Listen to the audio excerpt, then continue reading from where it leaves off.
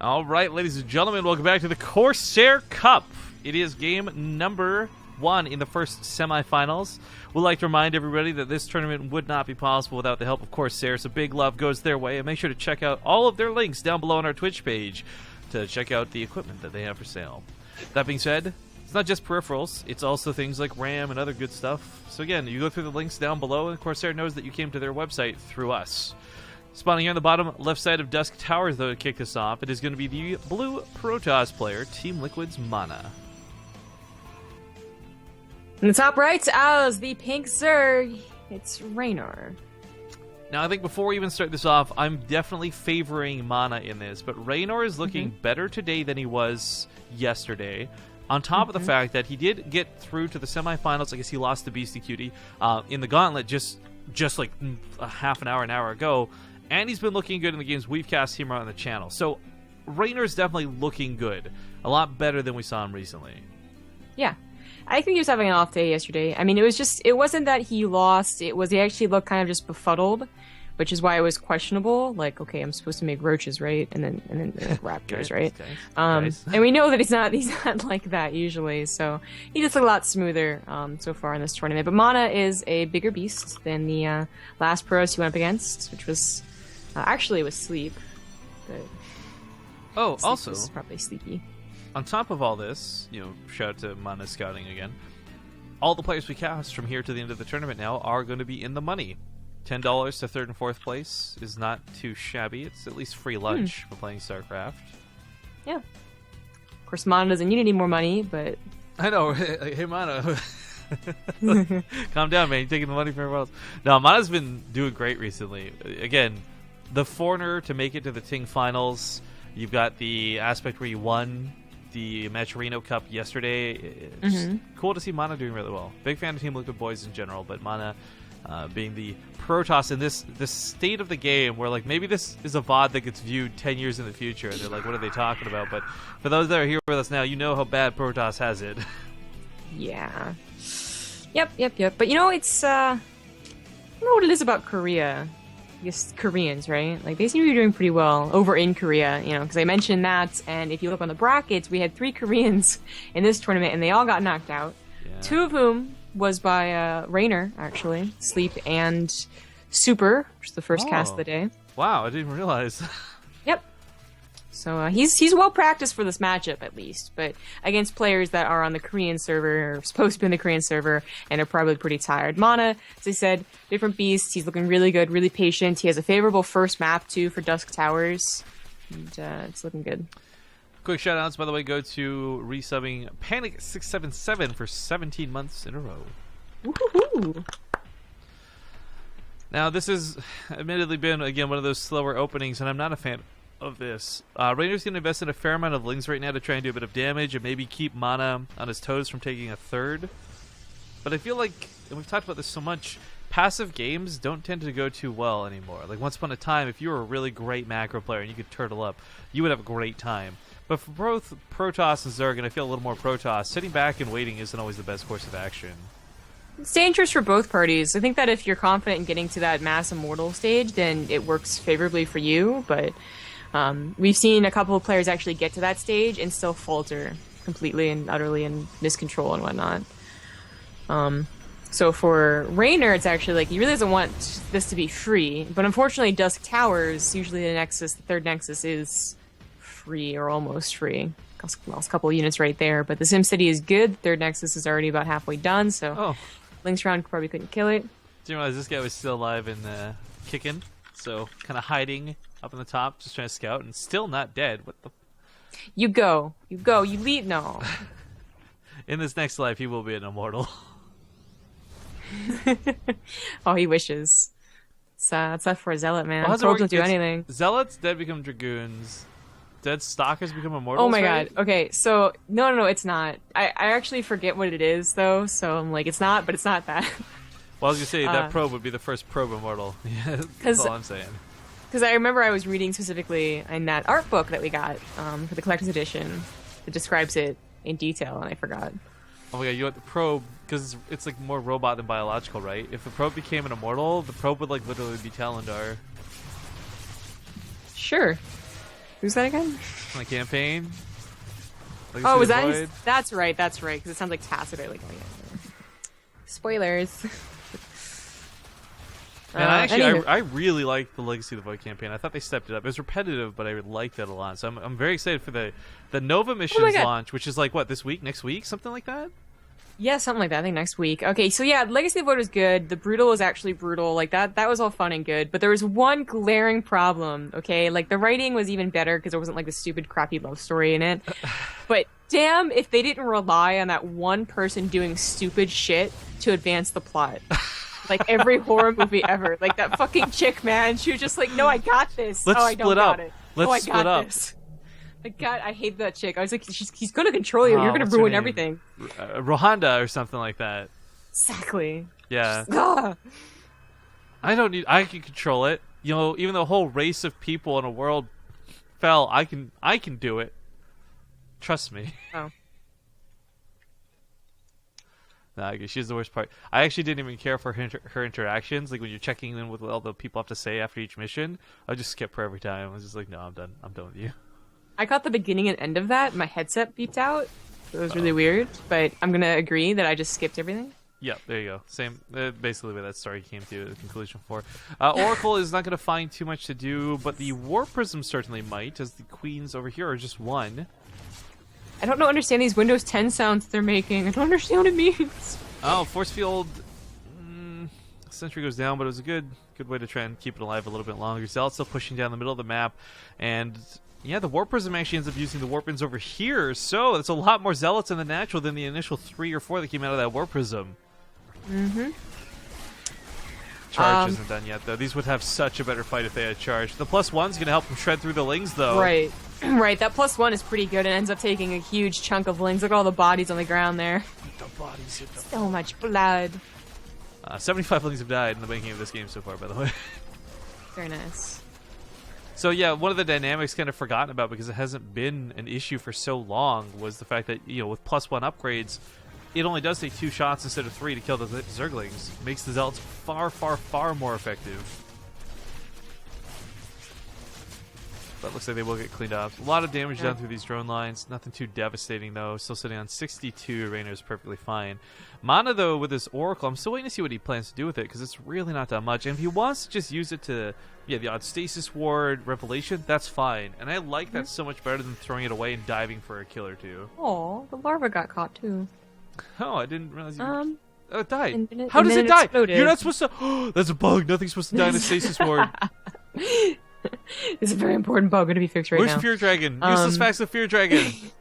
More importantly, this Oracle or that Stasis Trap should have been able to see the mutas, and you know, also on top of that, how many mutas were on the way. right. Was it 8 or was it 13 or is it 20? And Reynor is still committing to those mutas. He's got +1 for both the ground melee and the air weapons, so I think he's going to be committing to this a little bit. He's getting lurkers as well. Unfortunately, MaNa did not invest in a blink because, you know, why would you if you didn't get it early on?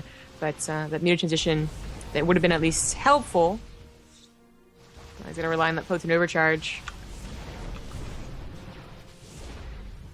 Yeah, shots getting fired. Storms do land, but it's you gotta be careful. You storming your own probes is not the way to do it, MaNa! Oh, no. Nailed it. Nailed it. That's more mutas on the way, and MaNa is not actually bothering to get Blink. He just got a second Stargate. I mean, technically you don't need Blink if you have a lot of Phoenixes up in the air, and I guess it is, you know, expenses he's going to be putting into those Phoenix. He's also going to get a Warp Prism, which sounds dangerous because it's going to get picked off by the mutas, but if they can just circumvent the mutas, they can actually bring them back home and buy the Protoss players some much-needed rest and time to get that Phoenix count up, or just, you know, take control of their 3 bases again. And we've all seen the dynamic a million times. The perfect world, you know, the Phoenixes will never be touched by the mutas, the perfect control and all this, but it's hard to actually get to that point. And MaNa just kind of pouncing. Look at that pullback. Really nice control so far on said Phoenix. And a couple pylons go down, but this kept that from getting out of hand. And for Reynor, these are moves that typically actually win a game for Zerg players. Yeah.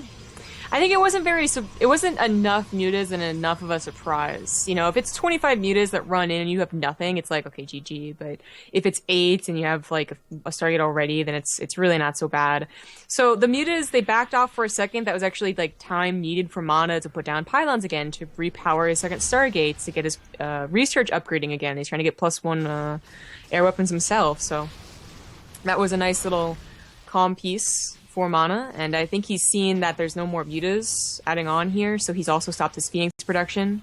I'm gonna predict that correctly. He's also pushing out, oh, so that Archon mutas are dying.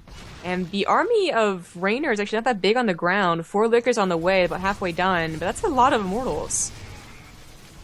Yeah, the big part of this too is all those mutalisks being taken out of the fight means the Phoenix don't have to worry about fighting them, and now they use Graviton beam up all the lurkers.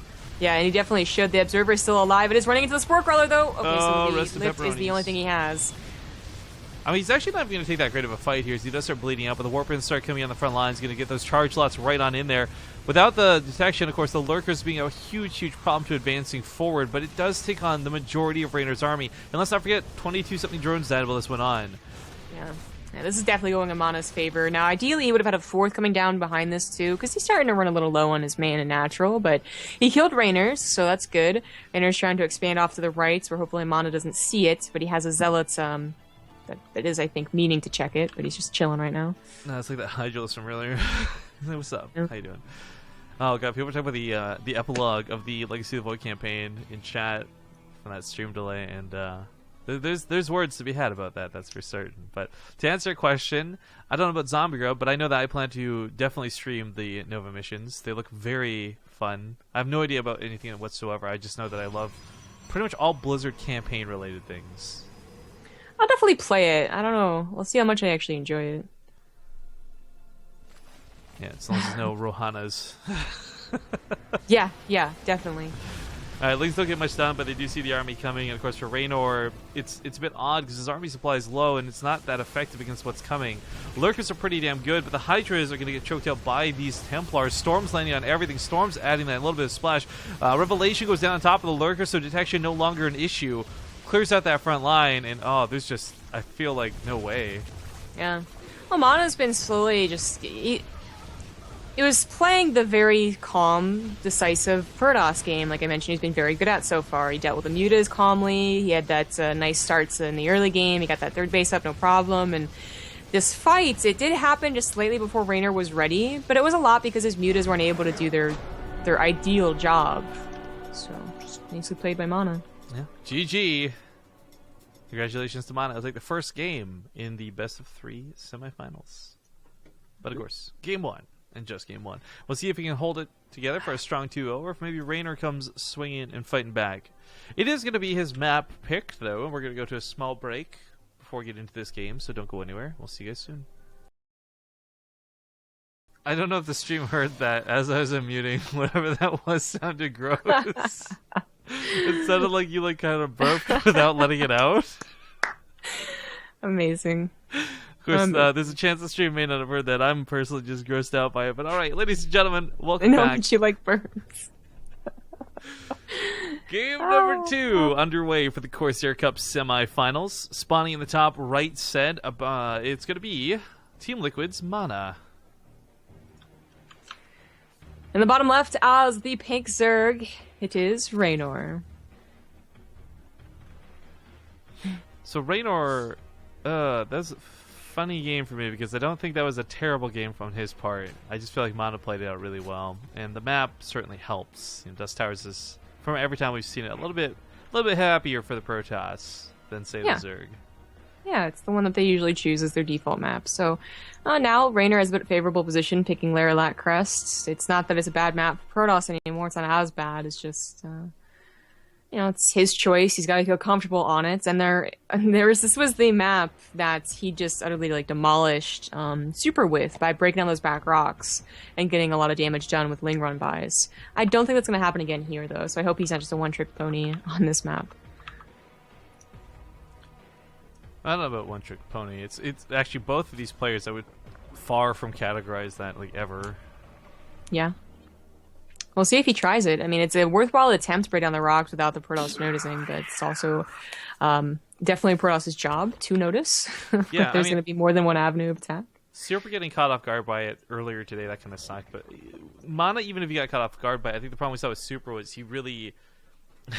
it's not like he got caught off guard. It's like, okay, I didn't see that, and also I'm moving out and left nothing at home, so oops. Yeah. MaNa, I feel, is like the type of guy to at least leave that mothership for, at least have the pylons down, that sort of ordeal. But I got to give a shout out to CIA 1413. 2 months means he was one of the people returning from Sub Hype Day. And I am scared in 12 minutes, so probably after this game we'll do an update check and see what the new sub count looks like, as it should still be going down, down. I would love, though, actually, and I know this isn't likely, but you've got like the 50, like out of 200 people, like 50 probably just let it renew because they forgot to cancel it. And I'm like, okay, cool, 2 months. Can we make it 3 months? Yeah, that's what I would have expected. They just thought some of them not even StarCraft fans. They heard about something happening on the StarCraft page and they're like, let's do this, and they just don't remember. Oh well. So we do not. Yeah, we saves the probe. We don't have those lings attacking down the back rocks. Where I was going to go into, but he's making some lings now, and at third base, and MaNa. Well, he hasn't really chosen too much here, just that Stargate, which is very obviously in front. If Lings went over there, they'd be able to see it. Well, with the Stargate en route, we'll probably see that Oracle come out. And it's a Phoenix first, so hold the phone. This might just be a bit more of a priority in making sure Overlord drops don't happen, as they have been somewhat present on Layer Lag Crest. But I really liked MaNa's Oracle that last game. It didn't kill a lot, but it's constant... The ability to cast Revelation, it's not just for detection, it's just so good to keep an eye on your opponent. And MaNa's, we've talked about this so many times, to death on the stream, where he's very smart, very tactical. If he knows what's going on, it's his best case scenario. I think he did the exact same thing versus Matisse, actually. First game, he opened up with those oracles, or that oracle, not oracles. And then he, in the second game, went for the phoenixes straight off the bat. So it's just this is how he likes to play the best of three. So the Phoenix will find the first Overlord, and obviously that tells Reynor what's up. Just has to be careful and wary of how many Phoenixes are coming out, because MaNa also has showcased a couple of double Stargate builds. Most Protosses have those in their back pocket, but it's going to be that one Phoenix at a time, not much to worry about. And it looks like MaNa does have eyes on that back rocks. He stopped the Lings from attacking, and he's trying to get a third now. Shout out to Ninja Hobo 23. You're not that great of a ninja if we saw you with the resub. Shouldn't see that coming. Hey, ho. No, but thank you for resolving. Very, very much appreciated. So MaNa's third does go down with relative ease. And again, just having one adept back here in the mothership core, it keeps the rocks from going down too easily. And this was actually something we discussed specifically with Super, but MaNa's actually not... he's not doing anything about it? There we go. I was going to say, he definitely knows about it.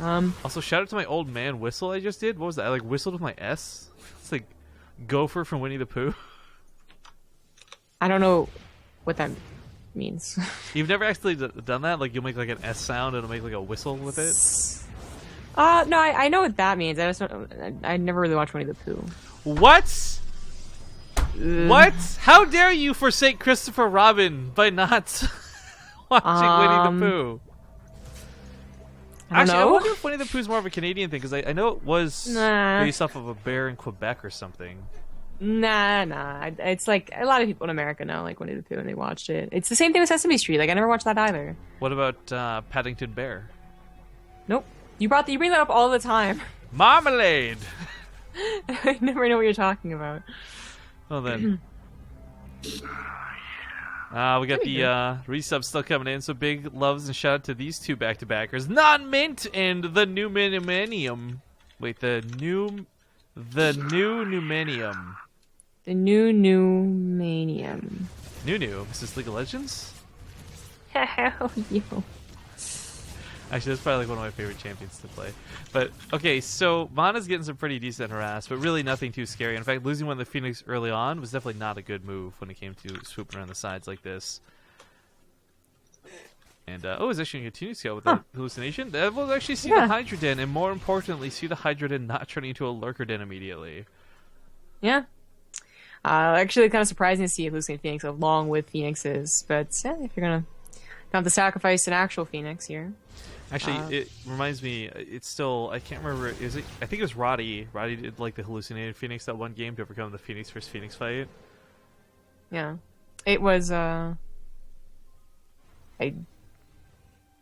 mean, you always bring that up, right? And, well, I thought it was cool because like, yeah, it's the only other time we've ever seen Phoenix hallucinated with real Phoenix. Like, yeah. I wish that we'd seen it ever again, because it's actually so far back now. No one's ever gonna find a VOD of that. I also wonder like why it never became a more popular thing because I've never actually seen anyone else beat Phoenix as being behind in Phoenix. But I guess Protoss versus Protoss back then also wasn't really.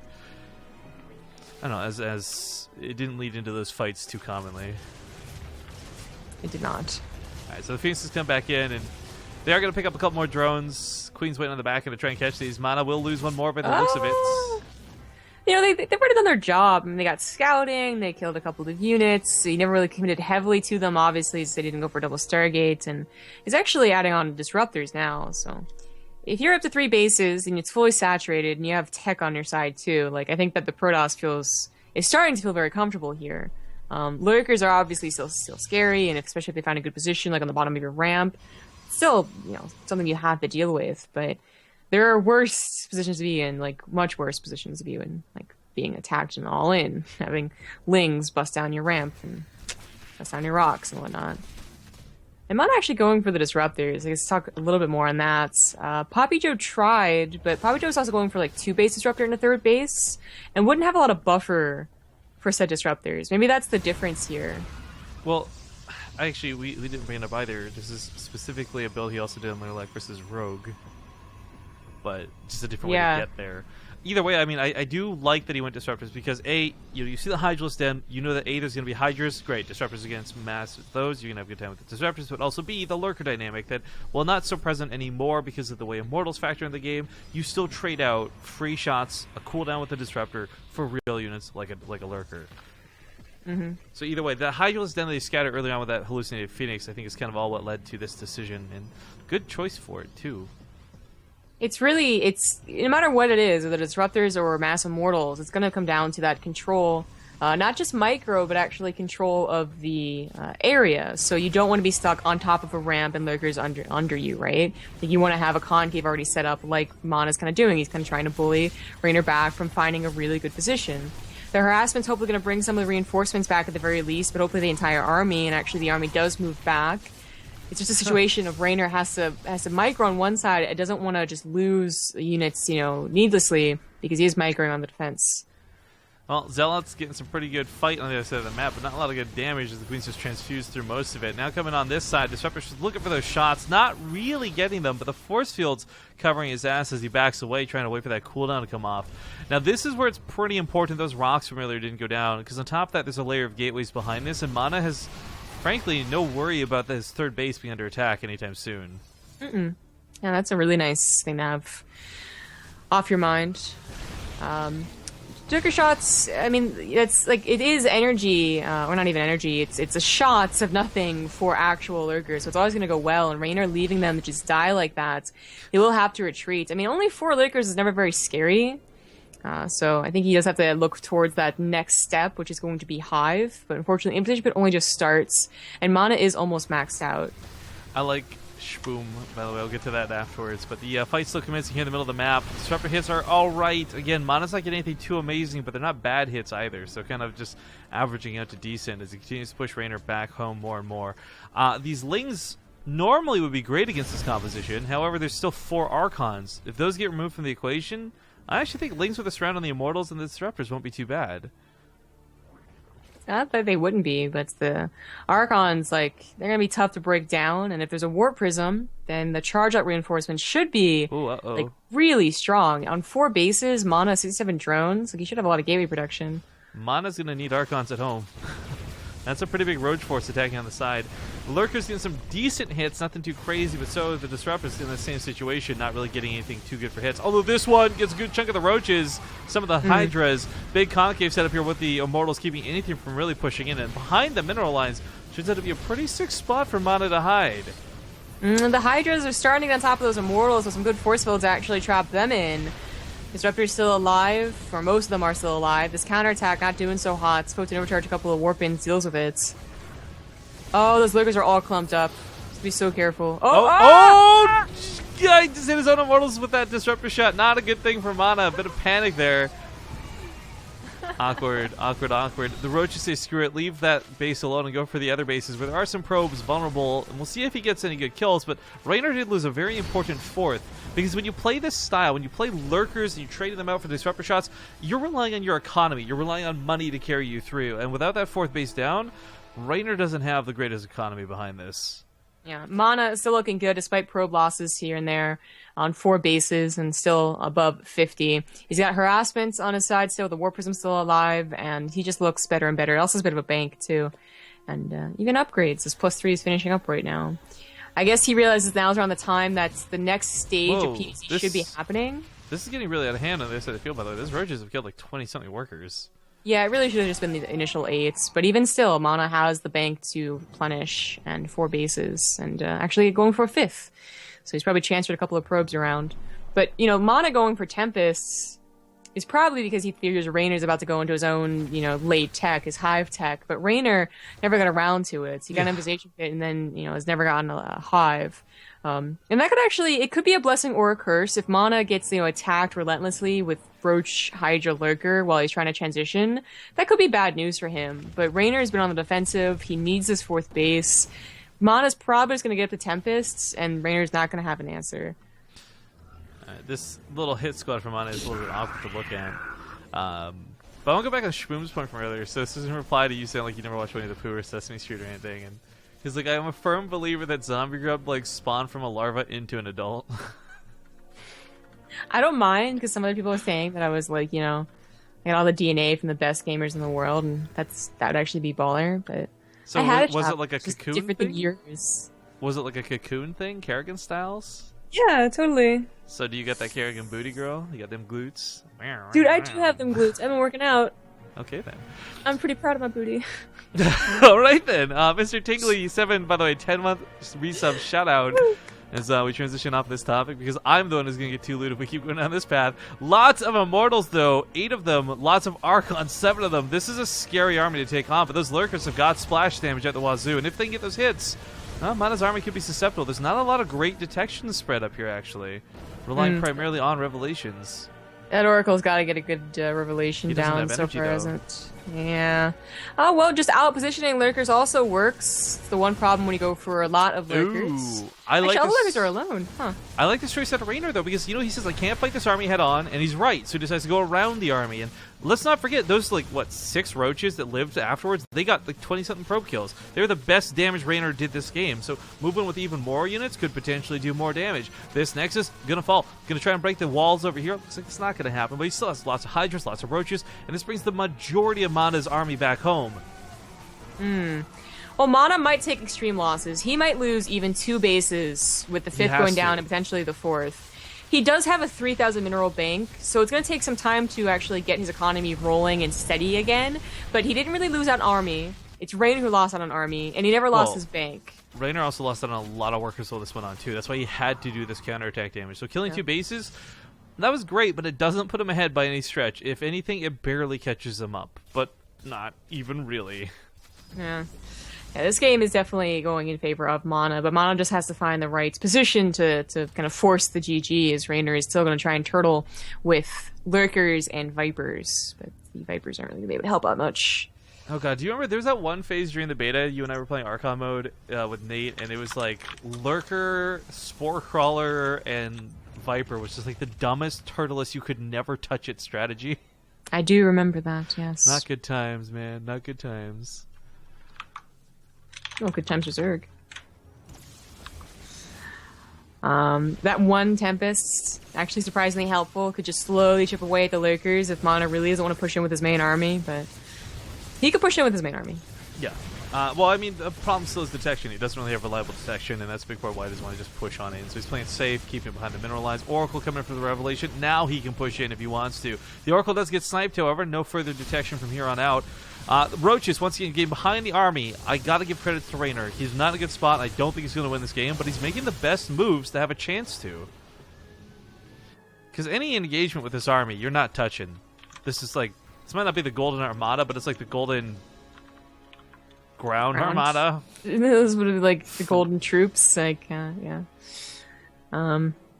This is, I mean, it's a scrappy game for Reynor, and like, you know, kudos to him for working it out this long. But MaNa is eventually he's gonna get tired. He's gonna build like 6 observers, you know, just like finally be like, F it, like let's go.